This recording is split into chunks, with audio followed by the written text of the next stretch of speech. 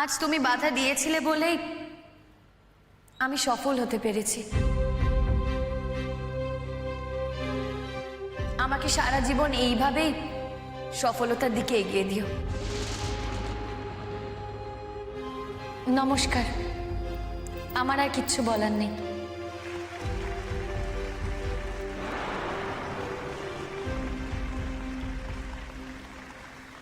শুনলাম শবনম খাতুনের জীবনযুদ্ধের কথা। শুনলাম আজকের এই প্রতিযোগিতায় প্রথম হওয়ার পিছনের অনেক লড়াইয়ের কথা।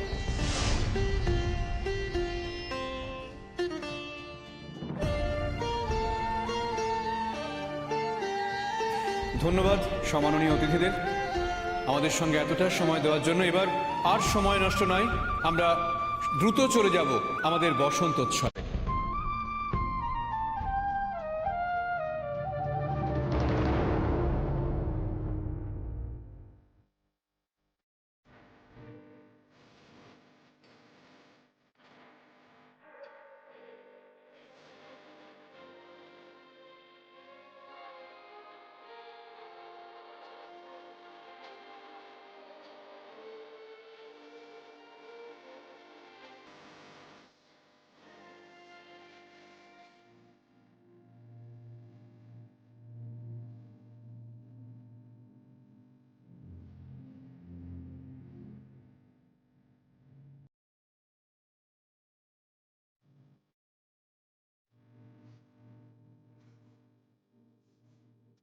পূর্ণিমা সন্ধ্যায় তোমার রজনীগন্ধায় রূপসাগরের পাড়ে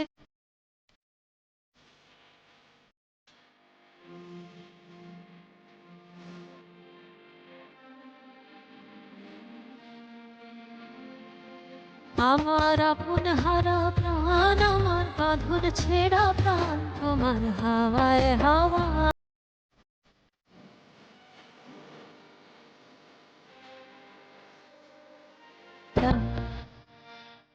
আমি পথ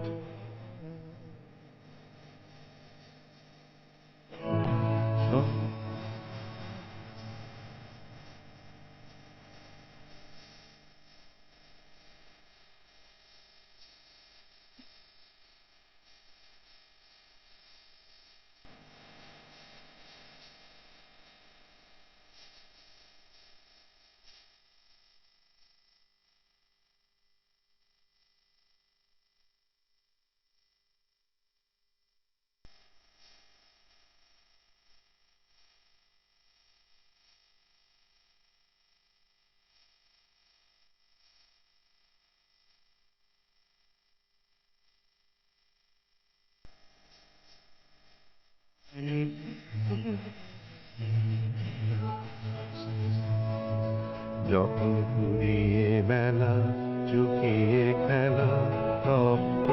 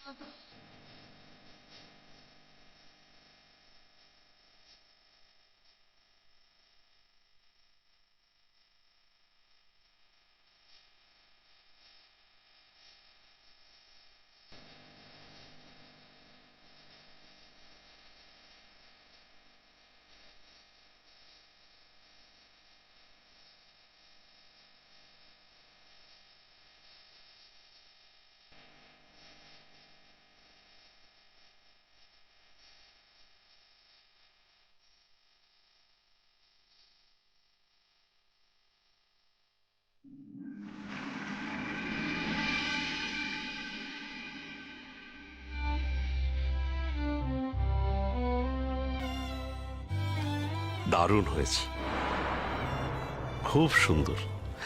এটা কিন্তু শুধুমাত্র যে একটা প্রাইজ তা কিন্তু নয়, এটা তোমার একটা সেলফ এস্টাবলিশমেন্ট।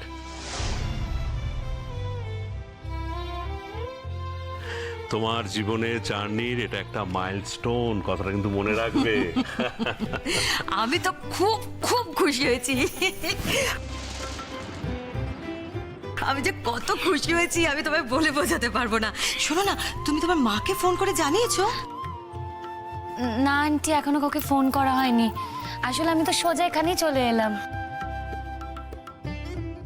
হয়েছে গো, তোমাদের অ্যাপ্রিসিয়েট করা সব দেখা টাকা শেষ বলো। অ্যাপ্রিসিয়েশন কি আর 1-2 মিনিটে হয় বৌদি? এটা তো চলতেই থাকবে, চলতেই থাকবে। এটা সারা জীবনের ব্যাপার। একটা মেয়ে আজকে স্ট্যান্ড আউট করে দেখিয়ে দিয়েছে শি ক্যান। সুতরাং আমার মনে হয় আমাদের সবার আজকে সেলিব্রেট করা উচিত। এই শবনম, আমি কিন্তু তোমাকে বাইরে খাওয়াতে নিয়ে যাব, ঠিক আছে? আজকে আমার লিস্টে নামটা ছিল না বলেই কি তোমাদের এত আনন্দ? এইভাবে বলছো কেন রোহিণী? উল্টোটা হলে তাই বলতে। আর তাছাড়া আমরা তো প্রথম থেকেই বলেছিলাম আমরা যদি যাই তাহলে শবনমের জন্যই যাব। কারণ এই বাড়িতে তো প্রথম দিন থেকে কেউ চায়নি যে শবনম এই প্রোগ্রামটায় পার্টিসিপেট করুক। শুধু কি তাই, শবনমকে কম বাধা দেওয়া হয়েছে? ও সব বাধা অতিক্রম করে আজকে এই জায়গাটায় পৌঁছেছে, আমরা তো সেটা জানি। কিন্তু সবকিছুর মধ্যেই তো একটা দৃষ্টিনন্দন বলে ব্যাপার আছে, তাই না কাকামণি?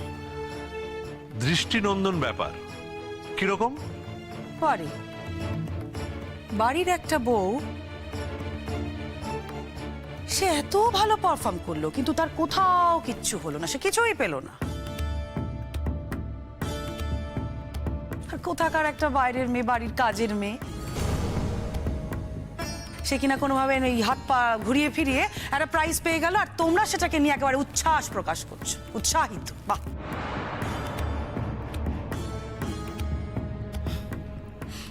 মহুয়া বাড়ির বউ পায়নি আর বাড়ির কাজের লোক পেয়েছে।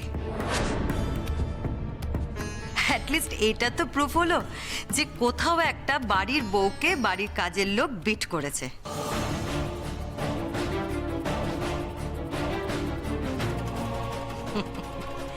তাও আবার ট্যালেন্টের জোরে।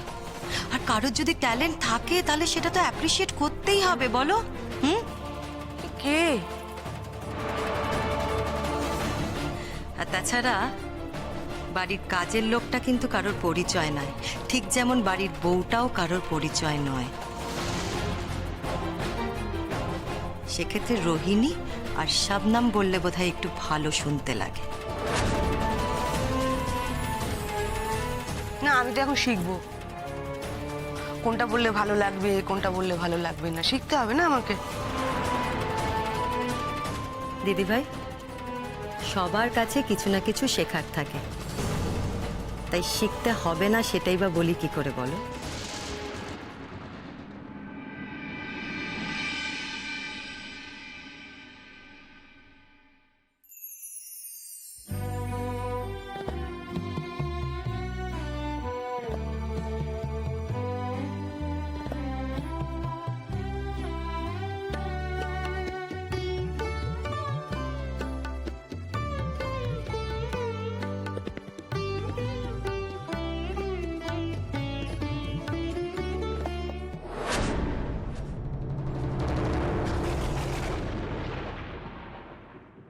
রঞ্জা আপা, তোমার রান্না বান্না আমি খানিকটা সেরে দিয়েছি, বুঝেছো? এবার আমি বাড়ি যাচ্ছি। হ্যাঁ বুঝে।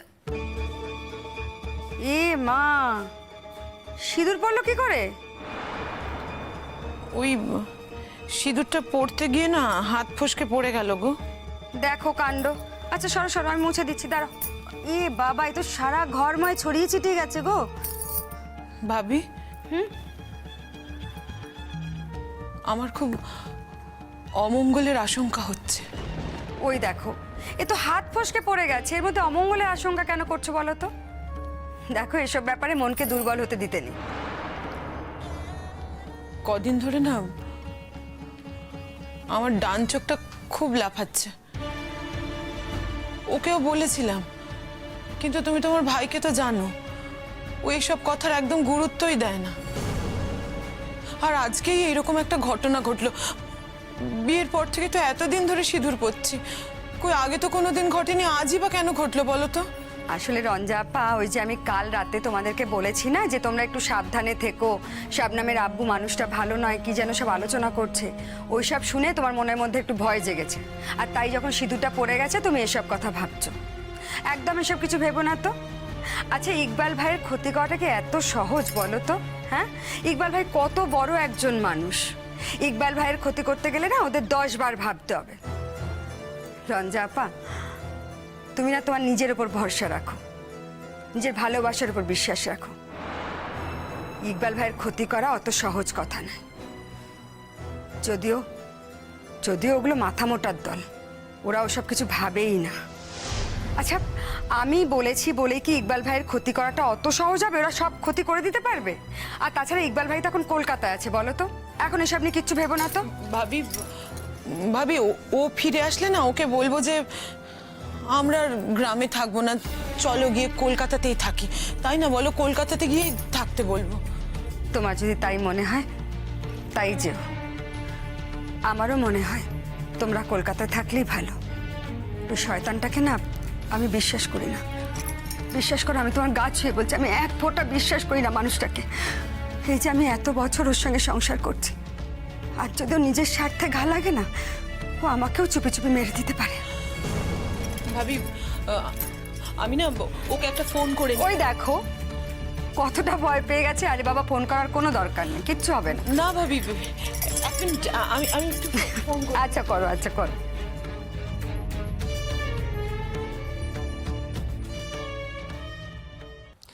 ঠাকুরপো, বেশ কিছুদিন হয়ে গেল সঙ্গীতা একটা অদ্ভুত আচরণ করছে, ওকে কিন্তু বারণ করে দাও। হ্যাঁ, সঙ্গীতা অ্যাডাল্ট, ওর বিচার বুদ্ধি আছে, আমি ওকে কি বারণ করব? ও যা বলছে ভেবেচিন্তেই বলছে। আরে বাবা ফুলকাকি, তুমিও যেমন, সত্যি বাবা ফুল সাপোর্ট রয়েছে, বুঝতে পারছো না? এই বাড়িতে একটা দল তৈরি হয়েছে, তুমি যে কেন বুঝতে পারছো না সেটা তো আমি আবার এটা মেনে নিতেই পারছি না, আমি কিছুতেই এটা মেনে নিতে পারছি না গো। এই প্রাইসটা রোহিণীর নয় কাকুমণি, তো এই প্রাইসটা এই বাড়িতে থাকবে না। এই প্রাইসটা নিয়ে যদি কেউ প্রাউড ফিল করে তাহলে এই প্রাইসটা নিয়ে গিয়ে রাহুলদার বাড়িতে রেখে দিয়ে আসতে হবে। তুমি কি কথাটা আমাকে বলছো? ইয়েস, তোমাকেই বলছি, এই প্রাইসটা এই বাড়িতে থাকবে না। কেন? প্রাইসটা রোহিণী পায়নি বলে? এই কেন ঠানোর কোনো উত্তর নেই রে বাবা। একটা মেয়েকে আশ্রয় দিয়েছি, খেতে পড়তে দিয়েছি, এনাফ না? এনাফ।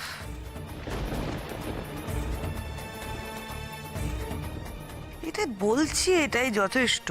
তারপরেও আমাদের বাড়িতে কাজকর্মে ফাঁকি দিয়ে উনি নাচবেন, তারপর পুরস্কার পাবেন, সেটা আমাদের সাজিয়ে রাখতে হবে। এটা ওর নিজের বাড়ি নয় রে বাবা, আমাদের দয়াতে তো আছে। ওর যেখানে নিজের বাড়ি সেখানে রেখে দিক। ঠিক আছে শাবনাম, এই প্রাইসটা যদি ওদের রাখতে অসুবিধা হয় তাহলে আমায় দাও, আমি রেখে দিচ্ছি। না,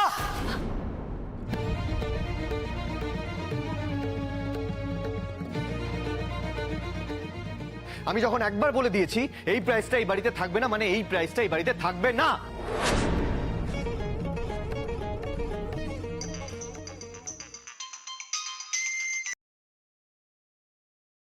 বলো রঞ্জা, সব ঠিক আছে তো?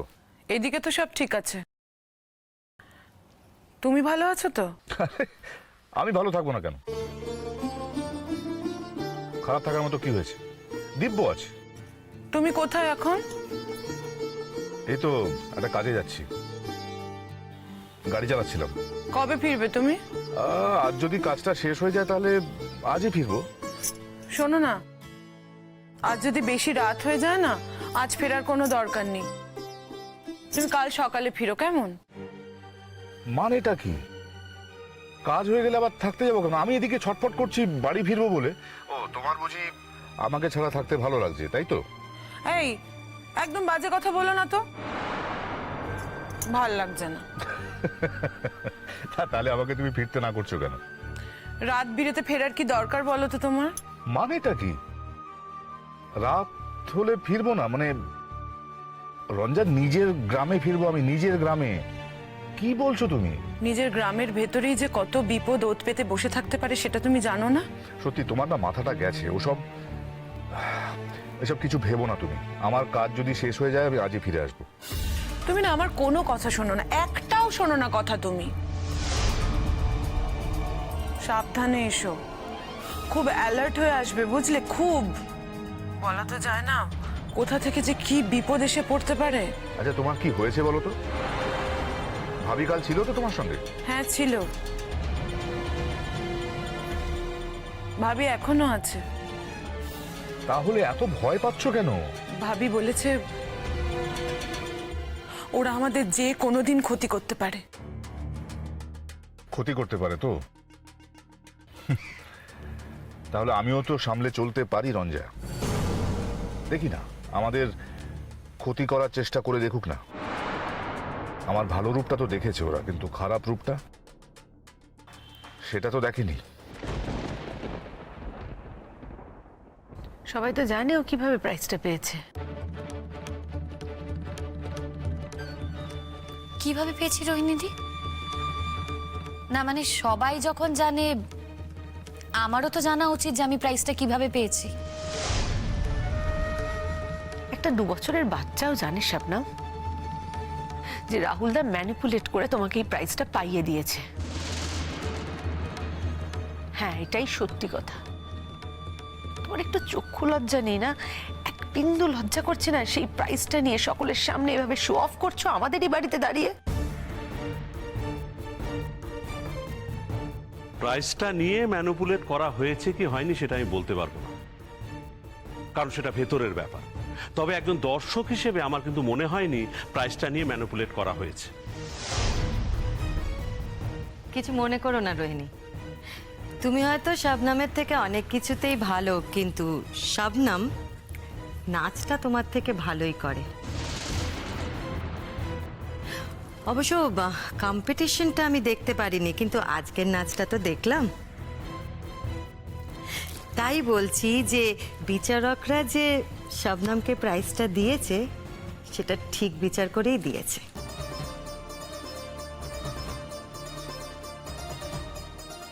রোহিণীদি, একটা প্রাইজে কি যায় আসে গো? তুমি তো জীবনে সব থেকে বড় প্রাইজটা পেয়ে গেছো। আমি না হয় নাচের জন্য একটা প্রাইজ পেলাম, তার জন্য এত রিঅ্যাক্ট কেন করছো? জীবনের আসল প্রাইজগুলো না রোহিণীর কাছে সব তোলা রয়েছে শবনম। সেই একটা প্রাইজও কিন্তু তুমি পাওনি কোনোদিন। তাই তুমি একটা নাচের কম্পিটিশনে প্রাইজ পেলে কি পেলে না, রোহিণী কি পেলো কি পেলো না, সেসব নিয়ে আমাদের একটু মাথা ব্যথা নেই। মাথা ব্যথা হয়েছে তার একটা কারণ আছে, কারণ তুমি আর রাহুলদা মিলে এই কাজটা প্ল্যানফুলি করেছো। রাহুলদা যদি এর মধ্যে না থাকতো, রাহুলদা যদি জেদ করে তোমাকে এই প্রাইজটা পাওয়ানোর জন্য এই টাকা না ছড়াতো, আমরা কেউ কিচ্ছু বলতে যেতাম। কি বললে? আরেকবার বলো। শুনতে পাওনি?